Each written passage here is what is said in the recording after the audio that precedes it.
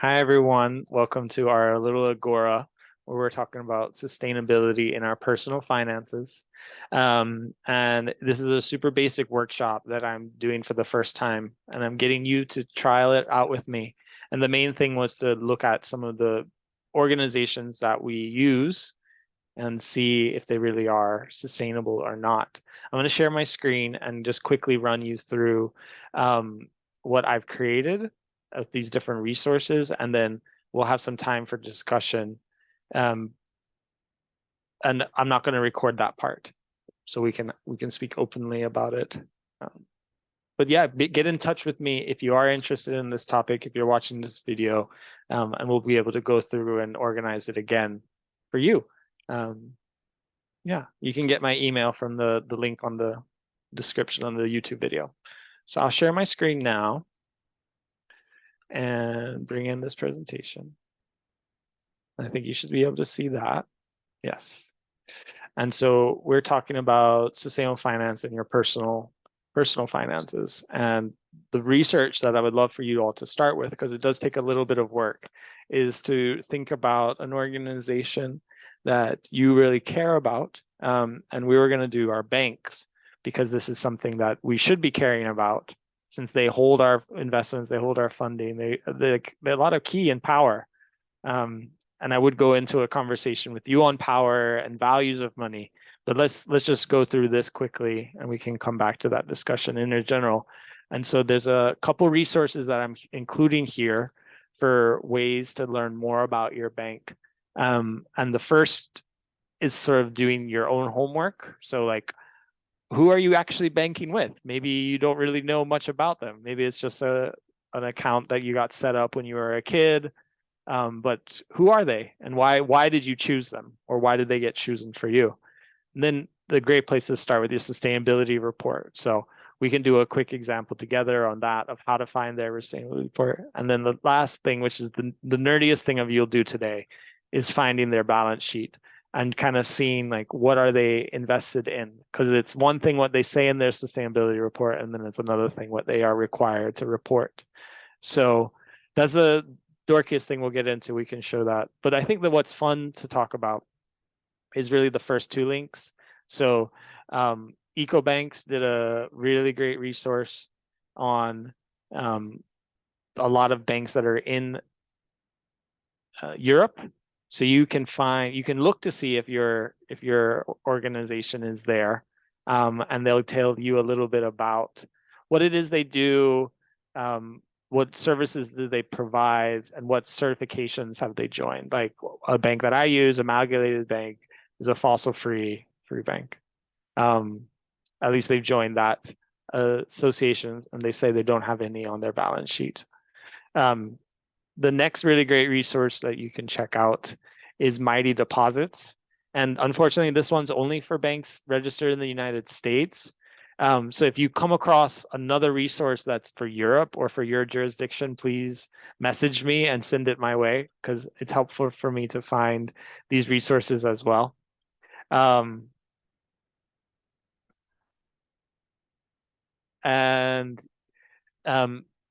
yeah, Mighty Banks is what I got distracted by message, sorry. But you can check here to see what, and they break it down whether a bank is sustainable, but they may be still invested in fossil fuels, or banks that are like not financing fossil fuels at all. So they have a few ways to look at it, but they provide a ton of really good reasons on why banking with a sustainable bank is a good reason. Including one alliance that I really think is really useful is the Global Alliance for Banking on Values. And so their members, I think, are doing really good work. There's a bunch of them in Europe. But this is not a let Stephen give you financial advice session, because that's very dangerous for me to do, but rather just to show you the resources to take a look more into them. And then, of course, I know that we're going to get into talking about investments and like, oh, what company should I be investing in? Or what should I be thinking about for my pension? Well, three really great resources that I mentioned here is taking a look to see what organizations they're a part of. So the UN Global Compact and the United Nations Environmental Program, Financial Initiative, yeah, it's an acronym, a very long one. But these two I think are really useful just for know if they're working towards sustainable development at all, especially in the finance system where your bank should, at a bare minimum, have said, yeah, we support reducing global emissions, and we're working to become more sustainable. Other really great organizations to see if if they're part of, the Business Ambition for 1.5 degrees, or the Science Based Targets Initiative, so setting like actual actionable climate goals. And then on the investment side, there's Corporate Knights, there's Morningstar, and S&P Global. And all three of them provide really top-notch analysis on the most sustainable companies out there. So let's not focus on like the negatives. Let's see who's like actually trying to make the world a better place. What are their ways they're doing it? And Corporate Knights provides a ton of really great resources. Of course, I will provide you the link to the slide in the chat, Madeline, and as part of the recording too. And so corporate rankings, Corporate Knights, they do a really great job of going deep into like, all right, what could organizations look like? Like, are they paying fair taxes? Is their CEO overpaid? Do they employ women? Are they invested in like clean industries? Morningstar also provides a really great ranking, and they go into their ESG scores. But ESG in itself is sort of like a controversial place to be in, right? Because it is like ratings that are based on data, and so data could be manipulated, especially in company reporting where they're like publicizing. So it's about them being like self-disclosing of this information. So it's good to treat it with a grain of salt, and at the same time, really helpful to understand like how are companies managing risk and how are they responding when a problem does happen. And of course, you can look at S&P, which is like one of the largest organizations doing sustainability rankings, and they have a database of over 7,000 companies. So more than likely, a company that you're interested in working for, working with, or investing in is going to be listed there. So you can get a sense of like how sustainable it is. This is just a starting point, and what I would love to do now is sort of talk a little bit more about the topic, and then maybe do an example or two together. But I'm going to leave that for the non-recorded part, so we can talk and share together. Thank you for joining. Josephine, I thought your question was really useful, and something that would love to talk more about. I don't know if you are in a space to talk or get on camera. You said you were walking, that's fine. Do you want to verbalize your question and what you mean? And if it goes out, feel free to take off your video. Yeah. Sure. Yeah, so I have like some of my savings in this sustainable Swiss bank, and they're super transparent, and they basically invest in local sustainable projects. So there's not a lot of interest, and so there's already like 0% interest on the money, which for me it's fine. I just want my money to be invested in sustainable things. But then if there's inflation, which then piles up over time, and there's no, like, the interest doesn't compensate that, then you end up losing money. So yeah, I don't know what to do with my money there. I thought it was such a great question because you're kind of putting in the context, the real problem we face in sustainable finance, where it's how do I get returns, right? Like the point of money, at least how we're told, is like you should be investing in it and you should be making money on it, and you shouldn't at least be losing your money. That's what you're most worried about, is that with inflation you'd be like wasting it, just putting it there. Better to put it under your mattress, right? And Yeah. just let it sit there, as opposed to being in the bank where you're going to get nothing back and it's not going to have interest on it and be used. Yeah. So it's tough. The specifically, like, what bank do you use? That's interesting that you've done the research on them. It's called the Alternative Bank of Switzerland. Yeah, ABS. Yeah. Yeah.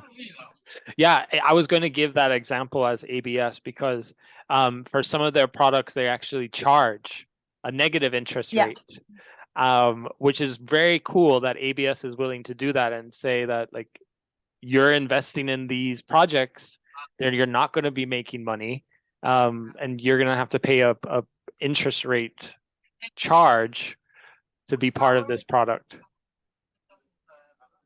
Um, yeah, yeah. It's essentially like giving a donation, right? yeah. Um, just indirectly. And I met the one of the heads of that product, and I asked them a question on like how do you explain this to your clients? Like how do you get more money invested in a money losing product? And so much for these investors who were very wealthy, they were large businesses or funds, and they put money towards this because they believed in it. And for them, it's one of many things that they're invested in. So I suspect that this is just probably 10%, 20% at most, and they're like, we're doing this because we want to support ABS, and we have this like we record and demonstrate impact with the money we have invested in. But majority of people can't do that. I don't have all of these sources of revenue that I can say, oh, I'm going to put some towards donations and some towards investing in solar farms and some towards electric vehicles. For me, all of it's together in one broker that I have in the United States, which is not a sustainable bank whatsoever. It's one of the worst ones. And yeah, how do I balance that? And with that platform, right, I'm able to invest in green funds. I'm able to invest in top ESG companies, but they also invest all of their money and any pooled funds directly into climate change causing, and they don't have a very good transition plan,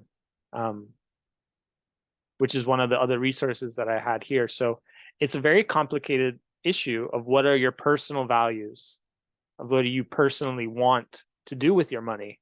So Josephine, I would love to hear a little bit more about like what is important for you when it comes to this conversation, because there's not a clear answer of like what you could do here besides moving some of your money away from ABS and moving it to a product that you're going to get some return on. Yeah, that's why I mean it's sorry, it's a bit loud, but No problem. yeah, that's why I'm kind of thinking and like uh, I mean this is maybe specific to the Swiss system, but so there's like the current savings, but then there's also like the retirement funds. Mm-hmm. And there's like different systems of retirement, and this is then like super long term uh money, and yeah, it amplifies the question even more. Um I guess for me the values are, I don't know, yeah. I think I don't mind going down the like donation route. I mean, I already do that for another route, but um it's just, I guess it's not a savings account anymore, right? If you Mm-hmm. don't end up saving. So uh, maybe it's just like, yeah, like, there needs to be a mindset.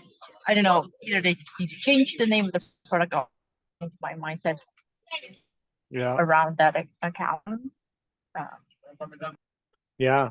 What I hear here also is that like you're you're comfortable with not earning a return. You're comfortable knowing that your money is in a good place.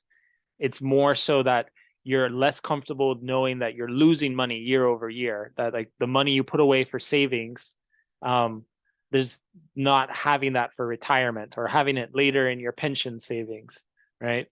Um, Yeah, exactly. and that I guess that's what comes down for me also is that I do so personally I do want to be putting money away because I know I'm going to have to take care of my mother who hasn't saved or put any money towards retirement. So I know that burden is going to come to me. So that means I'm going to have to put stuff away for that. I don't care about buying a house or like buying any like big things. So there's not like this long-term goal of saving money up to put towards something like that. Um, but I do know that I need to find something that I can have enough revenue so that I can cover my mom's living expenses and my own. Um, So I invest in some things that are going to be very high return, like technology, and try to find the best, like sustainable companies within that. Like for a long time, everybody was investing in Tesla because Tesla was doing so well on the sustainability side. And then Elon Musk and all of these like controversies have come in, and there's a lot of questions around like, do the ESG ratings that Tesla gets mean that it's a sustainable company? That's why I made the point of like companies that are not investing in fossil fuels may be unsustainable. And so for many of these like funds that you could invest in on the climate side, they don't include technology companies, because there's a lot of questions about it. And then you got to look and say, okay, did the performance that they did see, is that because of all of the tech companies that are in it? It's not because of like solar or water funds. So I guess for me, I need to balance these long-term planning goals with this desire to like put my money towards things that are going to make a better economy. And I'm willing to like have some of that be with returns to have this money in the future. And then a lot of mine is also in a savings bank that is a sustainable company, and that is like they are not invested in fossil fuel. So that those longer term savings that are be there just sitting, I'm trying to find an organization that is meeting all of the other things like how you did with ABS. Yeah, I don't know. That's just a little bit from my side on what I'm personally doing. I don't know if anybody else wants to share or other comments on this. Yeah, it's on something different for me, but so I live in the US, and so in the US we have a 401k, which is like basically you save money for retirement. And how it works is that the company usually match a part of what you put every month, and then over time you get like, and so at my two previous company, they didn't have any sustainable 401k investment. So at my previous company, I talked to the VP of sustainability and I was like, hey, I wanted to sign up for 401k. We talk about being sustainable, but then when I checked online, I realized that everything was like fossil fuel companies. And so I just ended up not doing it. And so those 2 years I could have saved for my retirement, I didn't do it because I just refused to do it. So now I'm in a nonprofit and we have a sustainable 401k investment. I'm actually going to sign up in the next few days. So this is like a good time for me to talk about the subject. But it really connects for me to what Josephine, right, talked about in a way that sometimes you wonder, you're like, okay, do I be not selfish, because it's not a selfish thing to think about your future and to plan, be like, I need to start saving money for my retirement for something. Then on the other side, like, do you go against your values because you know that regular banks, regular investment, if you don't look into it, usually goes towards fossil fuel most of the time, for example. So it's kind of like, it's been a debate for me. So the decision I took was just not to sign up. I also knew I was going to change company anyway. But no, I'm like, okay, no, I already need to start, for 1K, but I'm in the point where I'm able to do it. But yeah, it's not easy because I feel like, and I don't know if it's the case, but I feel like regular 401ks, I don't think have a lot of sustainable option if you're just in a regular company. So yeah. What a good example, Lorianne, of you living your values, of like having to say, okay, I'm not going to get this extra matching money or the savings that you would have had for those 2 years because there's no options available to me, which is fair, right? Because then you could take that money and invest it elsewhere or put it somewhere else that matters. And so losing out on that, I feel like we get kind of shamed into it. And it's like, well, no, I'm doing something that feels really good here, and there's value in not contributing to the system. One example that I have as related to that is one company I worked for, one bank, didn't have a good option. And it was by going to them and asking them for more that they were like, oh yeah, we do have other funds available, but these are the ones that are recommended. And I'm like, well, if I hadn't asked, you wouldn't have given me this opportunity to like go outside of the universe here. It's like, oh no, this is just all listed here on the website. You would have found it by going here. Like, well, it's still kind of sketchy. That's kind of how the 401k thing is in the United States. Also, is that like not enough people get, like, the sign up problem is there. where if you just like don't sign up, you don't get it. And so the companies are disincentivized to provide the best options to you, incentivized to provide the best options to you. So what my point is that by asking and like sort of raising attention to this issue, you might be surprised what is out there, including like reaching out to your bank itself and saying, I'm not comfortable in this product because you invest in these things. They may be able to point you towards the right area or the right product without you having to leave the bank or without you having to leave the organization. Mahmoud, you raised your hand. Yes, I think when it comes back to Josephine questions, I think when interest rate charged to a community or a SME, it extracts money from it, out of it. So when it comes to zero interest, we talk about impact, just impact, and I just believe that the bank circulated so fast, so it doesn't lose its value. Yeah. What do you mean by that, Mahmoud? That it sets behind so it doesn't lose its value? So when money circulated so fast in a community, the turnover increased, and it doesn't lose its value because everyone is using the money, so everyone has something. The circulation is going on so fast when it's zero interest, so there is no money go out of the community or the SME. That's what I mean. Yeah. No, thank you. No, thank you for clearing that up, because I'm not sure if everyone would know about like how interest rates are used as a mechanism within the monetary system. So I think that's helpful to highlight. Yeah, you seem to know a lot about that, Mahmoud. Josephine, do you know much about that's like role of interest rates in our system? Because that's a whole area we could spend some time talking about. No, I don't.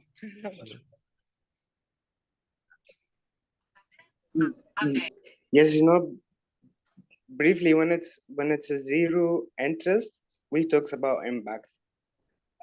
That what briefly I could say, because it's a long story, as you said, Stephen. No, you got it exactly. I feel like that's also the thing here that like ABS has said, is that they're focused on keeping rates at this because they're doing good with the money.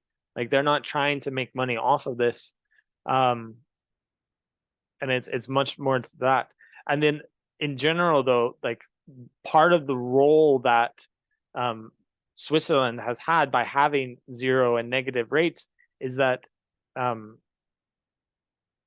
there's just it's a game that's played to like keep certain currencies stable is an easy way to put it. And here in the United States, there's a lot of the interest rate is set so that the US dollar is the go-to currency, and why you can consider the United States to be a like risk-free rate, which all other currencies are based upon. And this kind of creates this problem of where the United States has just been producing so much money around quantitative easing, around the money spent for COVID relief, that this money supply has really contributed in part to the inflation problem that we're having. There is some studies to show that it's not 100%, that corporate greed pays a significant portion of the inflation we've been seeing, where between 30 to 50% is from companies raising profits, not because of raising costs of goods.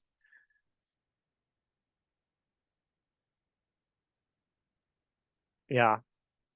I feel like also that just takes us down a rabbit hole where I'm not an economist and not able to speak perfectly to how, I don't know if there's something more you wanted us to say on that, Mahmoud. You might know a little bit more than I do. Yeah, even when it comes to bank, as I highlighted before, I think it's they don't. I don't know if I'm um, understanding good. They don't care, or they handle the inflation things that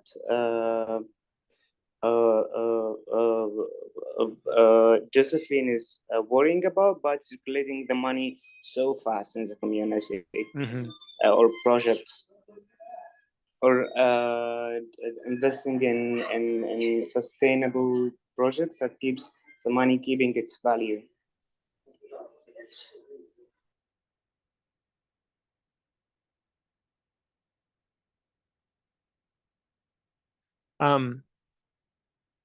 So I know we're reaching like 30 minutes of time. This is about as much time as I had today to be able to I don't know spend. if I could clarify more, but I think that what I can say. Thank you, Mahmoud. Sorry, I didn't mean to cut you off or say that point was invalid. I was just more saying that I'm coming towards the end of the time that I can spend here. So I was going to ask if there were any more questions related to this, or if it wasn't clear, where we could spend some more time talking about that, or some other questions that you might have as it relates to personal finance.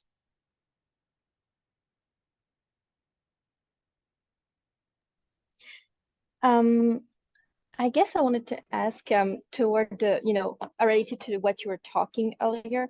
Um, do you think it's more effective to stay in a bank or stay in an entity that's maybe not sustainable and try to change things, or to switch?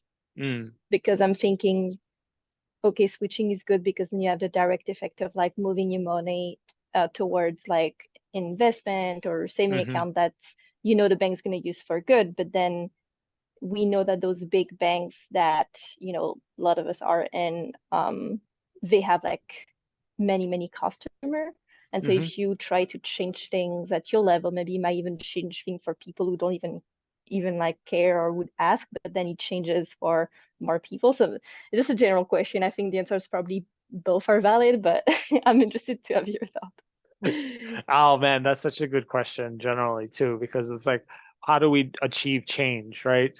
And in sustainable finance, you do have this question coming up a lot because engagement with companies has made things a lot better. So this is a way that people who own a lot of a company, a lot of stock of a company, can make major change because they're forcing the company, right, through their investment. And so people who are invested in like billionaires or asset managers who are invested in Shell or Exxon or BP, all of the fossil fuels, they're holding on to those investments to get those companies to change, right? Some of them are. Some of them are they're not divesting. They're not saying we're not going to be completely invested here, because they're making attempts to become, and they all are. All of the big oil companies are investing in solar and wind, right? They are trying to change their business model, although very, very slowly, and they'll continue to fight to make it so that they don't have to change if it's going to cost them money. So for me, I'm voting with my money, and I'm moving to a savings bank. I'm moving to a credit union. I'm still going to have some money that's going to be at this like larger at Charles Schwab that's going to be there for the trading. But that's because they have access to all of the products. So I think it comes down to your personal need of like what you have to do. But we can move. And the smaller people that are doing good, like the amalgamated banks or ABS, they're doing really good, and they offer all of the things that the big people offer. So it's like no reason why and sometimes the smaller ones are the ones that are more nimble. They're able to like provide better service. I think the scary thing is though, when you're like a very highly concentrated area, like the Silicon Valley Bank, SVB, right, that collapsed a month ago. And their collapse made a lot of other banks wonder if they why they were collapsing. Like Credit Suisse collapsed at the same time, right? All of these things are possible that And with SVB, they were just so concentrated in startup money that when they got scared and they started to pull their money, it pushed them over the edge. So I guess what I'm trying to say is like it's useful that we're using more sustainable, smaller ones. And at the same time, we have to be wary financially of them as well and know like who we're putting our money with.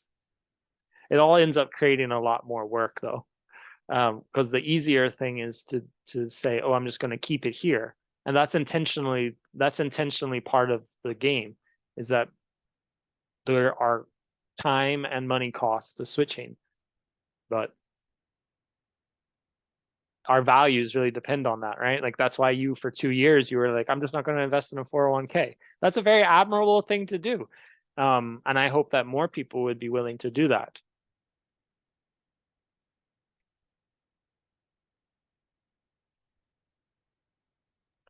Thank you. Yeah, it's a tough question. That's a good one. Okay. I'm gonna go get some lunch. I thank you all for joining in our little session.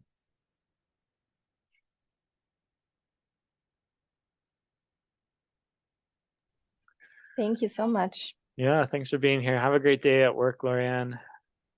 Madeline and Mamu, thank you for joining us. You're welcome. Yeah, no problem. I'll follow up. See you later. Bye, buddy. Bye.